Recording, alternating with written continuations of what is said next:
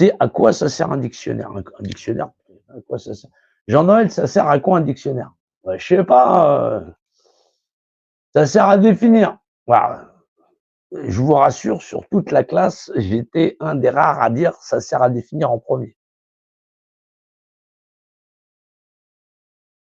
Bah ouais, non, parce qu'il y a des quand on dit à quoi ça sert un dictionnaire, je t'assure que la réponse qui vient en premier, c'est pas ça sert à définir. Et c'est super étonnant.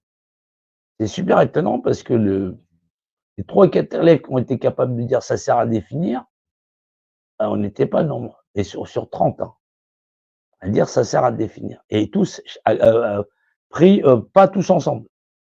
Donc 4. Voilà. Qu'est-ce qu'on définit? Bah, ce qui nous entoure. Ce qui nous entoure. Moi, je suis parti sur ce qui nous entoure et j'ai réduit ce qui nous entoure sur l'aspect d'image. Et donc, définir quoi? Une image. Bah, et cette image, bah, elle est ou elle n'est pas. Être ou ne pas être. C'est normal. Bon, je lisais un petit peu de sociologie avant, donc j'ai compris très vite. Et j'ai compris le rapport d'unité à la fin. Ça existe par Dieu. C'est défini, c'est une image qui est et possède un rapport d'unité. Ça existe par Dieu. Toute chose dans l'univers existe par définition. Être ou ne pas être. Voilà, mon père, ma mère, hop, c'est dans mon esprit, mais c'est défini. C'est une image qui est être ou ne pas être, vivant ou pas vivant, dans un rapport d'unité, hauteur, largeur, profondeur. Ça existe par Dieu.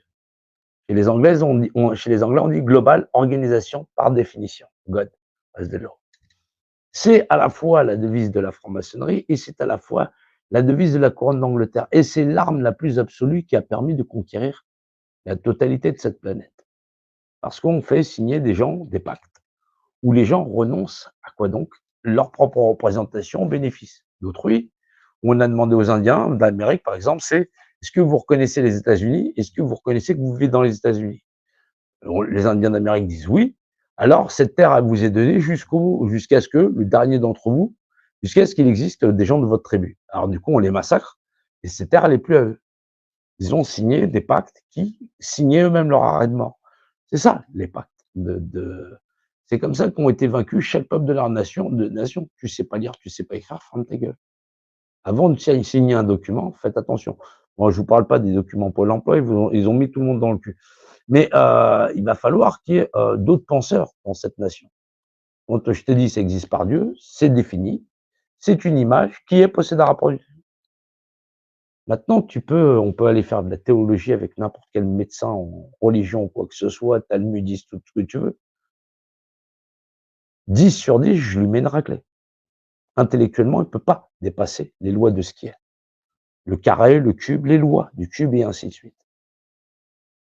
C'est pour ça que je reste un personnage qui reste très controversé, on va dire, à la fois parce que j'ai une voix qui porte, et je m'en rends bien compte, et que la manière de m'exprimer, c'est-à-dire la force de ma voix, c'est quelque chose qui fait peur aux gens.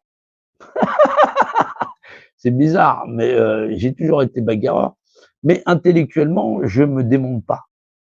Je me démonte pas et je reste quelqu'un de très pragmatique.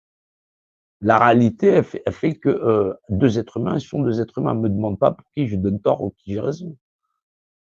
Celui qui aura le moins de tort pour moi, c'est celui qui essaiera de préserver son adversaire s'il pense qu'il en a un.